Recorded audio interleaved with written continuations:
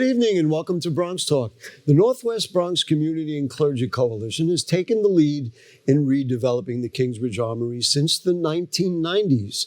As you might know, the project has undergone a number of possibilities. First, there was investment in structural improvements, but then a big Bronx mall was recommended, and quite prominently, the Kingsbridge National Ice Center, an ambitious project, which ultimately was terminated by the city in 2021.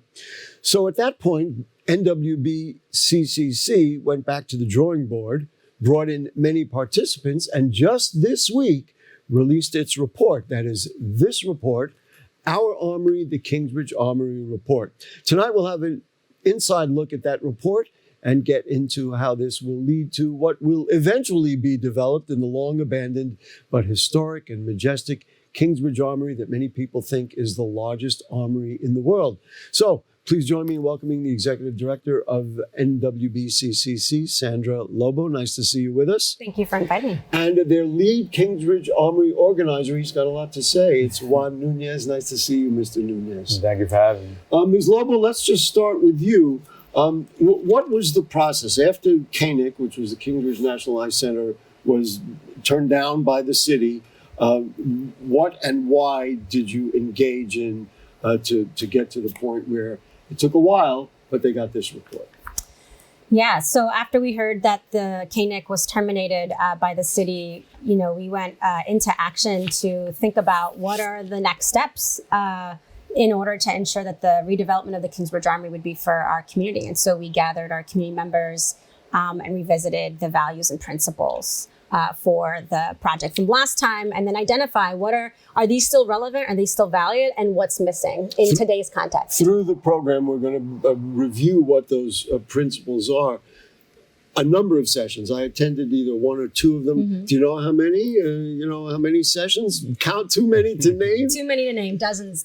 Were there surprising responses? I mean, I read everything in this report, and it seemed to define for me exactly what I hear every week on this program, what Bronxites are saying about their lives, their communities, what our needs are. I mean, and not to say it was all redundant, but was there anything in there surprising that came up? I don't know that it was surprising to me necessarily. I think, which we'll talk more, together this evening, is that it was very clear that our community members were no longer interested in just negotiating crumbs for development projects. Or somebody else to decide That's what right. It should be. And, okay, what do you think of this? That's right. It was like we, meaning the community, wanted to create it. That's right.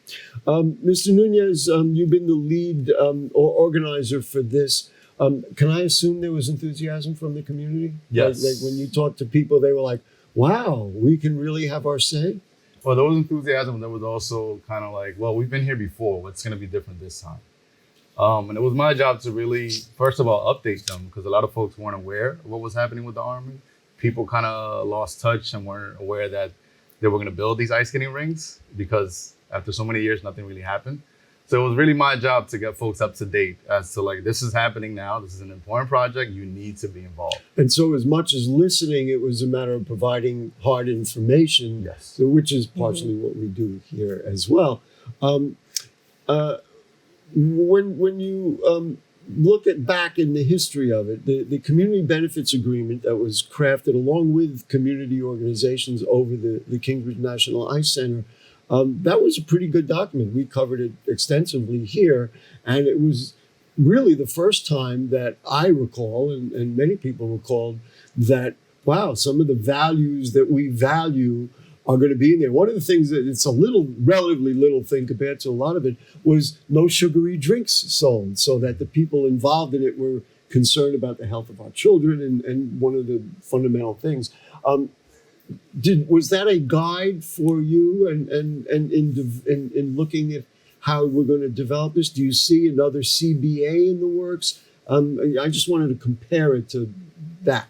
I think it guided us as far as like looking back at our values and principles that led to the CBA from 2013.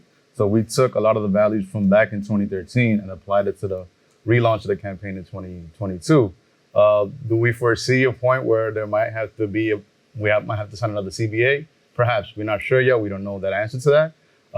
But we did take components from the things that we learned back then and applied it to now. And from a principal point of view, the idea is whatever needs to be said to verify the community's interests, whether it's a community benefits agreement or some other way of having input, that you're with it, and that's what this this whole thing is about, right?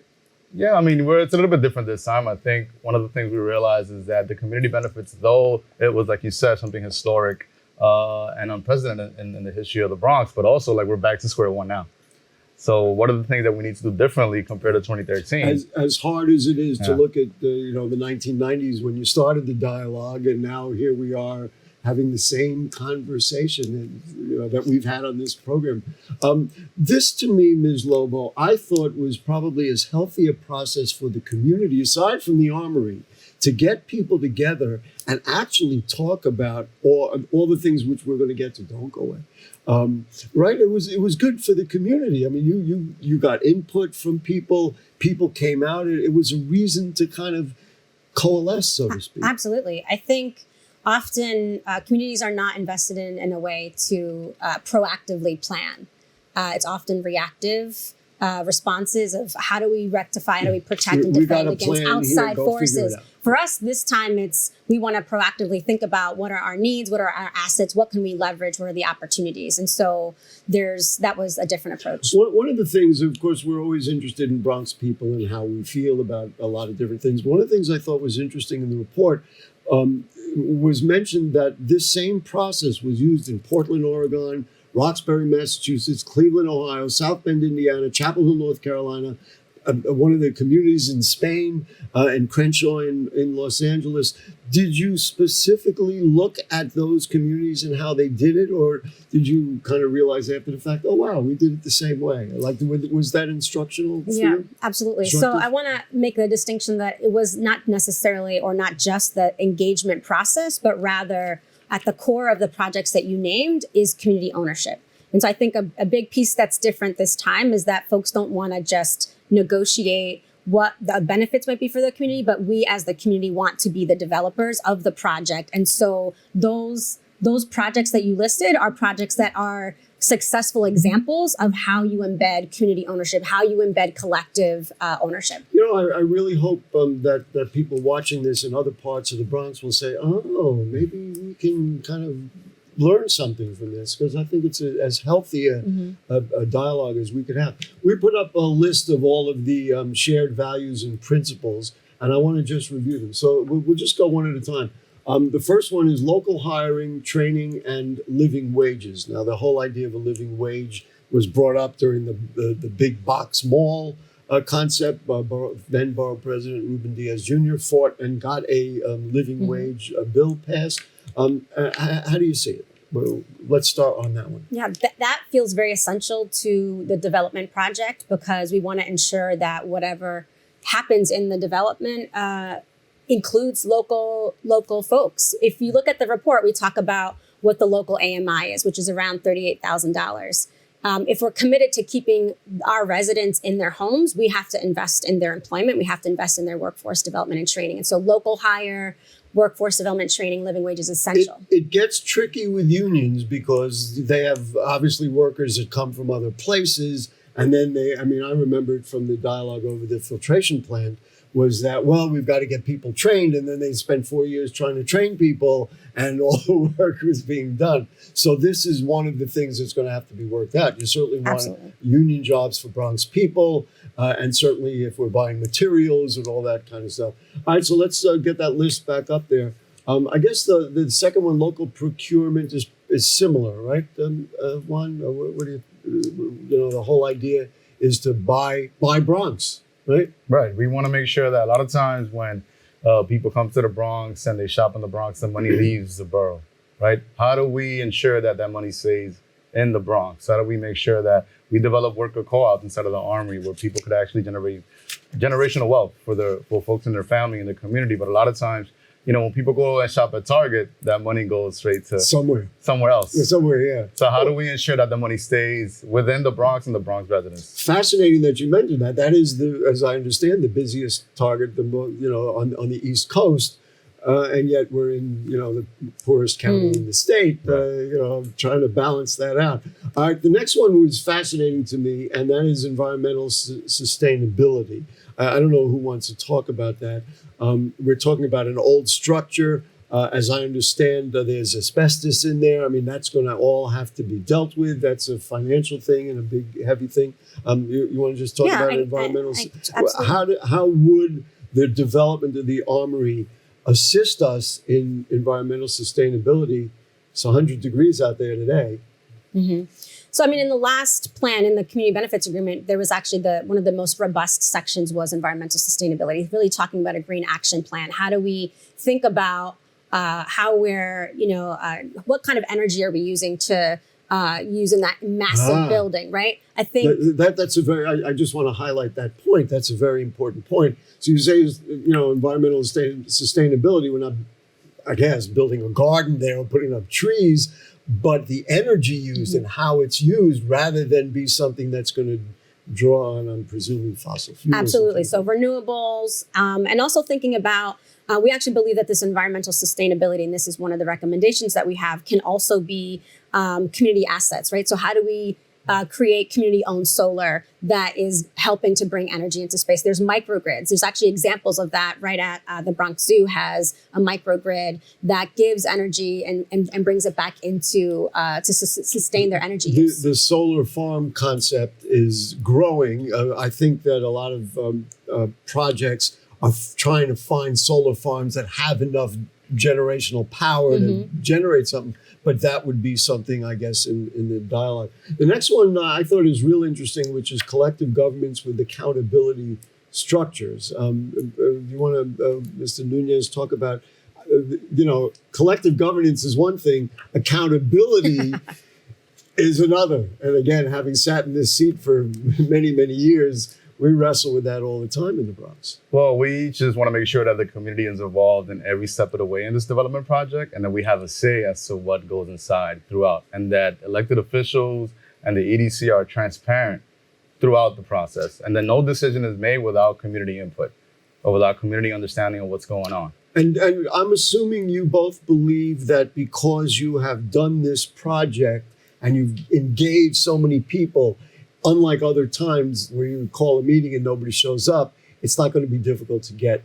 that community Not at all. involved. No, people want to be involved. People see, they pass by that castle every day. They want to be a part of what is happening. With this dialogue to me is very important because much like the CBA, we were hoping that would, drive the next generation of projects. This concept, if we can win it and keep winning it, then maybe we could do something. The next I want to kind of put them together is cooperative ownership and collective land ownership. I thought this was interesting because the notion of the land, which I guess is city property, that people want to own that. How do we do that? Anything is possible, Gary. The land trust. I mean, that was mentioned in the report. So we created. I love the attitude. That's a Bronx attitude. Anything is possible. We incorporated the community land trust in 2020, and we see these entities being, growing across the entire city.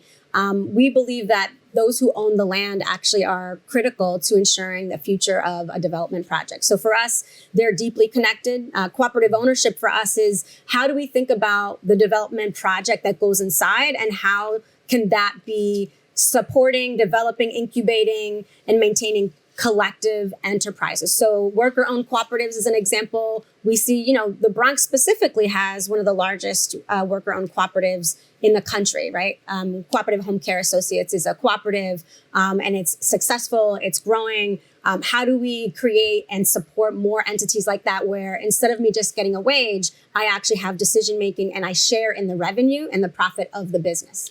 We've laid all these out, and let's see, did we get to all of them there? Well, let's put that back up. Rebecca, the producer, said we did get to all of them. So we've got, there they are, the shared revenue and additional contributions. Everybody gets the whole idea that this is what we're trying to do. Ultimately, the EDC is going to create a plan. I talked to some people about this project, and they were like, well, you got a lot of ideas there. Somebody called it alphabet soup, and eventually you're going to send it all to City Hall and the EDC, and whoever the mayor is at the time, maybe it'll be this one, maybe it'll be another one, are going to come up with an idea. How do you see that process taking place? And I mean, I know we had the EDC on our program, and they were like, oh, yeah, we'll listen to what the community says. Is that a concern? I'm going to ask each of you. You can start, but is that a concern? I mean, there's that you're going to do all this, we're going to create this beautiful report, and then they're going to say, well, we have this idea. Well, there's a couple of steps that I think are essential. The first is we worked collaboratively with the local councilwoman, Piedina Sanchez, and the EDC in a working group that was collecting a lot of this input as well. There's going to be a vision document that is released by the EDC that is reflective of what happened. We are very much looking forward to see what's in there. So they're going to read this report like I did. We hope. We hope. We hope. Expect. Yes. And we hope that vision document is reflective of those values and principles that the community has been saying over and over again need to be in there. So that's step one. We know that vision document is going to be an appendix to the request for proposals that comes out. So we actually, Northwest Bronx, is interested in responding to the RFP. We are not interested in just negotiating with an outside developer. We want to be the developer. So what ultimately happens is there's request for proposals submitted. So you would be the developer then ultimately to hire or select, construction companies and all that, rather than, I don't want to call out Related or somebody else, rather than them saying, this is how we see it and this is what we're going to do. And then you got to fight every step of the way. That's right. That's right. So what about for you, Mr. Nuñez, about process and making sure that the visions that are here actually get into City Hall and they agree? What are your thoughts? I mean, like Sandra said, we're all waiting to see what the EDC is going to put together in this vision document. My job right now is to continue to engage community members, go out there, talk to the small businesses. I've been meeting with the Merchants Association on a monthly basis, with the vendors, faith institutions, continue to get them to be involved and to show up to this vision document so we can all see this together and see what the next couple of months are going to look like. I introduced the program talking about, the NWBCC being the lead agency. Kingsbridge Merchants Association, there are there's other organizations, there are environmental groups, there's all kinds of, the Bronx is filled with them. They're all going to be coordinated under this. Presumably, you're going to welcome all their input. Of course, all their input is going to be welcome. Members of the working group, which include DUSA, the Dominicanos USA, Mekong, BCDI. We have Local 79, Lady of Angels, which is my mother's church. So we have different institutions that want to continue to get input from everybody in the community. So it's going to be continuously, and we're taking opinions and suggestions from everybody in the community. I remember the dialogue with the Kingsbridge National Ice Center, not that we want to keep referring to it, but it is a good template to kind of jump off from. And the Kingsbridge Merchants Association were very concerned about the nature of the businesses that would come in. Who's going to manage the stores? Are we still just going to get jobs in for people in the stores at minimum wage? We wanted management jobs, we wanted ownership jobs, and all that. And now both of you feel like this is going to be different. That is what we're anticipating. That's the story. Yeah. I mean, I think what's important to note is the community actually has been the decider in previous experiences, right? So the Northwest Bronx and the community at large defeated the Bloomberg 2009 Big Box Mall proposal, right? KNIC was chosen because Northwest Bronx negotiated they were the only ones willing to negotiate with community, right? So for us, we believe that the values and principles, the things that we've learned from our community are central to the decision. So while there's other steps that need to be taken and other stakeholders, that ultimately we believe that the community is going to be listened to. This could be landmark. I'm not only talking about for this neighborhood. Of course, we're in Bronx. That's Lehman College Studios, right near the Armory. Not only for this part of the Bronx, but if this works, what a great I used the word template before. What a great template for doing this in the future. I want to talk some very practical applications to this. So, I mean, report is really a beginning because it's laying out the principles, it's laying out the ideals, it's having gathered all the information. How do you see that playing out? I mean, maybe we'll let you start with that. I mean, I'd always looked at all that space on the drill floor and said, wow, we could have a sports arena, and if you're talking about health, then you're talking about all that, or you could have a concert hall and all those kinds of things. We were just talking earlier, underneath there's a big causeway that you could develop a market. Do you have a vision on that for you at this point of what should be in there? I mean, reading something and they're talking about health impacts or talking about housing. I mean, I don't know how that gets addressed through the Kingsbridge Armory, or am I just being very naive because there are ways to do it? He's shaking his head. Yeah, I can take it. It's okay. I mean, we're still doing research on what's feasibly possible to do inside of the Army. However, we have developed with community a set of anchor projects that we feel may work inside of the Army. It can also address a lot of the systemic issues that were on the report. So we're looking at urban farming. We're looking at STEM research development, right? Because those type of jobs create salaries that'll keep you in the neighborhood. STEM research development. Explain what that. People. This to me is where the rubber meets the road. We want to know what's going to be in there. Mm. So when you say STEM research, explain what that might look like. Like using it for an incubator, that kind of thing. Yes. For science, technology, engineers, mathematicians, those type of careers create salaries that'll keep you in the neighborhood that could address the housing issues, right? We have rents that are like $2,000, $4,000 and are increasing every year.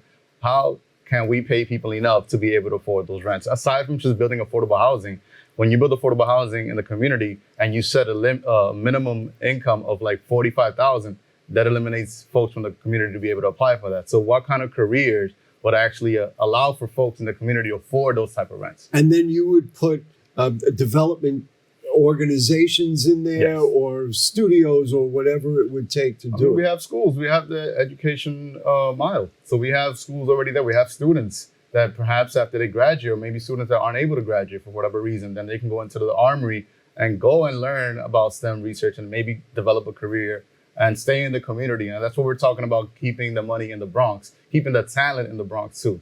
And using that to generate wealth, economic. What are your thoughts about the specifics? I'm assuming you're in sync with what you just heard, but do you have other things that I'd like to seed the clouds and let people to start thinking, wow, that's a good idea. Yeah. How do you see it all playing out?